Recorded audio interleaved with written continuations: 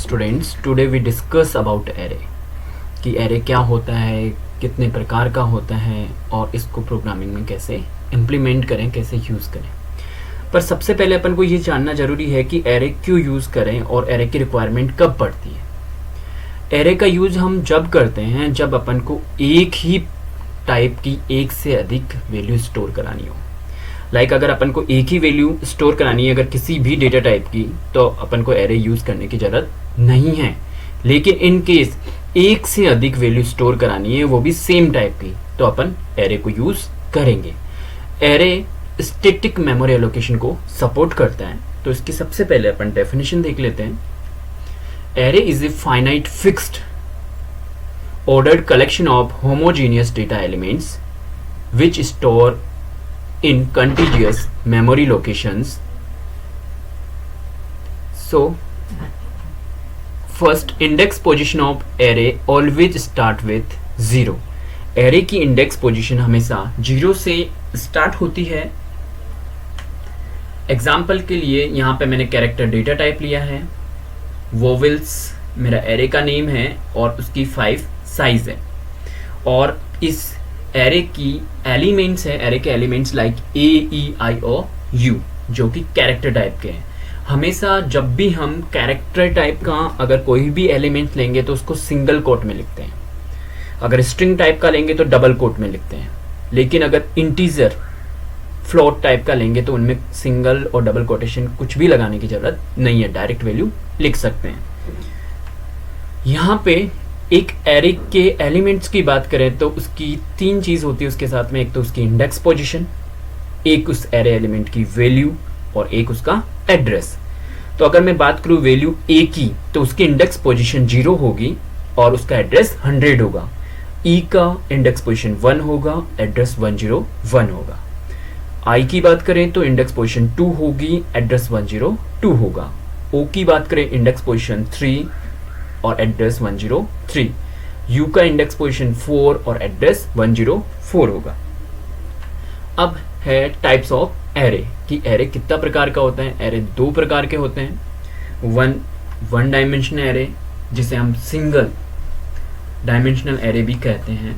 दूसरा multi oblique 2 dimensional array जिसको short में 2D और 1 डायमेंशन को 1D एरे बोलते हैं। अब बात करते हैं हम वन डायमेंशनल एरे की कि वन डायमेंशनल एरे होता क्या है।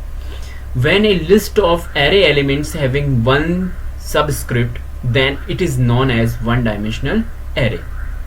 Means जब एरे की लिस्ट की एक ही सबस्क्रिप्ट हो, मीन्स एक ही डायमेंशन या एक ही साइज में एरे के एलिमेंट्स स्टोर हो, तो वो 1D एरे कहलाता है। और जो ये एरे के एलिमेंट्स हैं वो या तो रो की फॉर्म में अरेंज हो सकते हैं या कॉलम की फॉर्म में अरेंज हो सकते हैं। एग्जाम्पल के लिए यहाँ पे मैंने इंट AO5 लिखा है। तो यहाँ पे इंटीजर मेरा डेटा टाइप है, ए मेरा एरे का नेम है, 5 उसकी साइज है। और अगर वैल्यूज की बात करें तो इसमें 5 वैल्यू मैक्सिमम आ सकती है जो कि यहाँ पे 1, 3, 5, 7 और 9 है।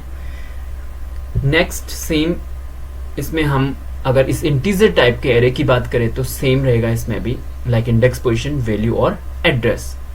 तो यहाँ पे अपने वैल्यू 1 के इंडेक्स 1, 3, 5, 7, 9 इनके इंडेक्स पोजीशन 0 से लेके 4 तक होगी।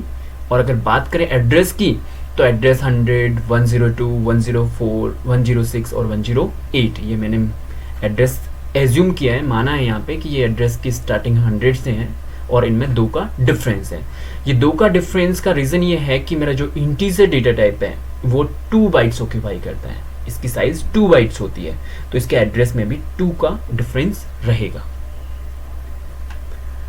अब डिक्लेरेशन ऑफ 1D एरे कि 1D एरे को कैसे डिक्लेयर करें प्रोग्राम के अंदर और डिक्लेयर करने के बाद कैसे उसको यूज करना है। So array must be declare before they are used in program so that compiler allocate the required memory space.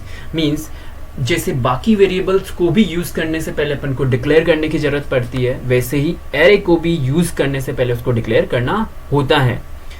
और डिक्लेयर करने से क्या होता है कि जो अपना कंपाइलर होता है, लाइक टर्बो सी कंपाइलर, जो भी कंपाइलर अपन यूज कर रहे हैं वो कंपाइलर रिक्वायर्ड मेमोरी को अलोकेट करवा देगा उस एरे के रेस्पेक्ट में। तो यहाँ पे अगर अपन सिंटेक्स की बात करें 1D एरे को कैसे डिक्लेयर करते हैं, तो यहाँ पे सबसे पहले होता है डेटा टाइप। डेटा टाइप हो सकता है इंटीजर, कैरेक्टर, फ्लोट। फिर एरे का वेरिएबल का नेम, जो भी अपन रखना चाहते हैं वेरिएबल का नेम। एक चीज़ हमेशा ध्यान रखनी है कि जो वेरिएबल का नेम है वो कभी भी कीवर्ड्स या रिजर्व वर्ड नहीं हो सकता, ये यूजर डिफाइंड होगा। पर हमें ध्यान रखना है कि जो भी आइडेंटिफायर डिक्लेरेशन के रूल्स होते हैं, वेरिएबल डिक्लेरेशन के रूल होते हैं, वो सारे अपन को फॉलो करने होते हैं। फिर अपन ब्रैकेट में इसमें एक साइज सेट करते हैं, जितनी साइज अपन को जरूरत है या जितने एलिमेंट्स अपन को इस 1D एरे में स्टोर करवाने हैं। सेम एग्जांपल है लाइक इंट नंबर ऑफ 5, यानी इंट डेटा टाइप है, नंबर एरे का नेम है, 5 साइज है, फ्लोट डेटा टाइप है, मार्क्स मेरे एरे वेरिएबल का नेम है और इसमें 50 स्टूडेंट्स के मार्क्स स्टोर हो सकते हैं। इंट डेटा टाइप है, ग्राफ एरे का नेम है जिसकी साइज 10 है। यहाँ पे कैरेक्टर नेम 20, यानी कैरेक्टर मेरा डेटा टाइप है, नेम मेरा एरे का नेम है 20, यानी इसमें मैक्सिमम 20 कैरेक्टर का नाम आ सकता है। अब बात करते हैं कि जैसे ही मैंने अगर एरे डिक्लेयर किया तो क्या होगा। जैसे ही मैंने एरे डिक्लेयर किया लाइक इंट नंबर 5, तो इसके लिए 5 नंबर्स के लिए जो कि इंटीजर टाइप के लिए यहाँ पे मेरा मेमोरी रिजर्व हो जाएगा, स्पेस रिजर्व हो जाएगा। और रिजर्व होने के बाद जैसे ही हम इसमें वैल्यू इनिशियलाइज करेंगे तो उस रिजर्व स्पेस पे हमारी वैल्यू इनिशियलाइज हो जाएगी। लाइक नंबर 0 यानी इंडेक्स पोजीशन 0 पे 35 हो जाएगा, 1 पे 20 हो जाएगा, 2 पे 40, 3 पे 57 और 4 पे 19 वैल्यू स्टोर हो जाएगी। Next, initialization of 1D array. After an array is declared its element must be initialized, कि एक बार एरे को डिक्लेयर कर दिया तो अब उसको अपन को वैल्यू इनिशियलाइज करने की जरूरत होती है। और value initialize, there are 2 types of initialization, means value को 2 तरीके से इनिशियलाइज कर सकते हैं। एक तो कंपाइल टाइम, जब अपना प्रोग्राम, जब अपन सोर्स कोड लिख रहे होते हैं उस टाइम पे ही एरे को डिक्लेयर करके उसको वैल्यू इनिशियलाइज करवा देना। और एक रन टाइम। रन टाइम का सेंस है कि प्रोग्राम में एरे को पहले डिक्लेयर कर दो, फिर प्रोग्राम को एग्जीक्यूट कराओ और उसके बाद रन टाइम पे वैल्यू उसको इनपुट देना। रन टाइम इनिशियलाइजेशन कहलाता है। कंपाइल टाइम में array can be initialize when it is declared, mean जब अपन ने एरे को डिक्लेयर किया है तभी वैल्यू इनिशियलाइज कर दी। एग्जाम्पल देखते हैं उसका। सबसे पहले सिंटेक्स की बात करते हैं। सिंटेक्स में सबसे पहले डेटा टाइप, फिर एरे वेरिएबल नेम, देन उसकी size, then equal. Equal sign को यहाँ पे अपन बोलते हैं असाइनमेंट ऑपरेटर, जो कि वैल्यू असाइन करने के काम आता है। और ब्रैकेट में जो अपना ओपनिंग और क्लोजिंग ब्रेसेस है उसमें लिस्ट ऑफ वैल्यू। एग्जाम्पल के लिए मैंने यहाँ पे इंट डेटा टाइप है मेरा, नंबर, यहाँ पे नंबर मेरा एक एरे वेरिएबल है जिसकी साइज 5 है, तो इसमें जो लिस्ट ऑफ वैल्यू भी मैक्सिमम कितने 5 एलिमेंट्स आ सकते हैं। तो अपन ने यहाँ पे 5 एलिमेंट लाइक 35, 20, 40, 57 और 19 लिया है। अब इसमें ध्यान रखने वाली बात यह है, if we have more initializer than declare size of array, compiler will produce the error message. Means अगर मैंने यहाँ पे एरे की साइज नंबर 5 लिया है और मैं यहाँ पे 5 से ज़्यादा लाइक 6, 7 या 5 से ज़्यादा कितने भी एलिमेंट अगर स्टोर करने की कोशिश करूँगा तो कंपाइलर एरर देगा, index out of bound. Means index position इसकी 0 to 4 होगी, वो 0 से 4 इंडेक्स पोजीशन यानी 5 एलिमेंट से ज़्यादा स्टोर नहीं कर सकता। अब एक प्रोग्राम जो कि इस चीज़ को डेमोन्स्ट्रेट कर रहा है कि कंपाइल टाइम पे अपन 1D एरे में वैल्यू कैसे इनिशियलाइज कर सकते हैं और उनको कैसे डिस्प्ले कर सकते हैं। तो अपन सबसे पहले मैंने ये प्रोग्राम टर्बो सी कंपाइलर में बनाया है और ऊपर ही ऊपर मैंने सबसे पहले कमेंट लाइन लिखी है। Generally comment line documentation purpose के लिए होती है, जो प्रोग्राम का एम बताती है कि मैं कोड क्यों लिख रहा हूँ, बेटर अंडरस्टैंडिंग के लिए। यहाँ पे सबसे पहले मैंने एक हेडर फाइल ली है जिसका नाम है hash include studio.h। Hash symbol preprocessor directories के लिए होता है। इंक्लूड का मतलब होता है प्रोग्राम में किसी चीज़ को इंक्लूड करना, शामिल करना। और stdio.h, यहाँ पे std का मतलब होता है स्टैंडर्ड, i का मतलब इनपुट, o का मतलब आउटपुट और .h का मतलब है यहाँ पे हेडर फाइल है। मीन्स अगर अपन किसी भी प्रोग्राम में studio.h लिखते हैं तो इसका सिंपल सा मतलब है कि लाइक इसके जो मेजर फंक्शन है जो जनरली अपन यूज़ करते हैं लाइक प्रिंट ऐप और स्कैन ऐप, इसी की वजह से सपोर्ट करते हैं। अपनी नेक्स्ट हेडर फाइल है जिसका नाम है hash include conio dot H. Means इस हेडर फाइल में अपन कौन का मतलब यहाँ पे कंसोल से है, कंसोल यानी डिस्प्ले और screen, input output dot H यानी इनपुट आउटपुट हेडर फाइल, जो कि ये आउटपुट डिस्प्ले करवाने के लिए काम आती है और इसकी वजह से अपने क्लियर स्क्रीन और getch फंक्शन काम करता है। अब बात करते हैं मेन फंक्शन की। हर एक सी के प्रोग्राम में मेन फंक्शन होगा ही होगा और जनरली अपने मेन फंक्शन से जो अपना प्रोग्राम का एग्जीक्यूशन है वो स्टार्ट होता है। ये ओपनिंग ब्रैकेट यही बोल रहा है कि अपन मेन फंक्शन की यहाँ पे डेफिनेशन दे रहे हैं। यहाँ पे मैंने लिखा यहाँ पे इंट आई, मेरा एक नॉर्मल वेरिएबल लिया है आई, जो कि मेरे आगे फॉर लूप में यूज़ आएगा। नेक्स्ट मैंने एक दूसरा वेरिएबल लिया एरे, और एरे की साइज़ मैंने यहाँ पे 5 दे दी और उसकी वैल्यू मैंने यहाँ पे at the time of declaration only मैंने सेट कर दी लाइक 35, 20, 40, 57 और 19, और आगे कमेंट लाइन भी सेम लिखी है, एरे वेरिएबल डिक्लेरेशन इनिशियलाइजेशन। फिर क्लियर स्क्रीन एक फंक्शन है जो कि पुराने आउटपुट को क्लियर करने के काम आता है। फिर मैंने printf फंक्शन यूज़ किया है जो कि सी का स्टैंडर्ड आउटपुट फंक्शन है। उसमें मैंने लिखा है element in the array are, और मैंने स्लेश सिंबल 2 बार लिया है। Means slash symbol generally new line के लिए यूज़ आता है। मीन्स मैंने 2 नई लाइन ली है ये मैसेज प्रिंट कराने के बाद। फिर मैंने लिया है फॉर लूप जनरली तब यूज़ करते हैं जब अपन को एक से अधिक बार सेम प्रोसेस को रिपीट करना हो। यहाँ पे मुझे 5 एलिमेंट्स को प्रिंट करना है तो मैंने फॉर लूप लिया है। यहाँ पे फॉर लूप में सबसे पहले इनिशियलाइजेशन होता है यानी स्टार्टिंग वैल्यू, फिर होती है condition like i less than 5 कि कहाँ तक मेरा लूप चलेगा, then expression like i plus plus यानी इंक्रीमेंट। तो यहाँ पे मेरा 0 इंडेक्स पोजीशन से स्टार्ट होगा और लेस देन 5 यानी 4 तक चलेगा और हर एक बार इंडेक्स पोजीशन की वैल्यू बढ़ जाएगी।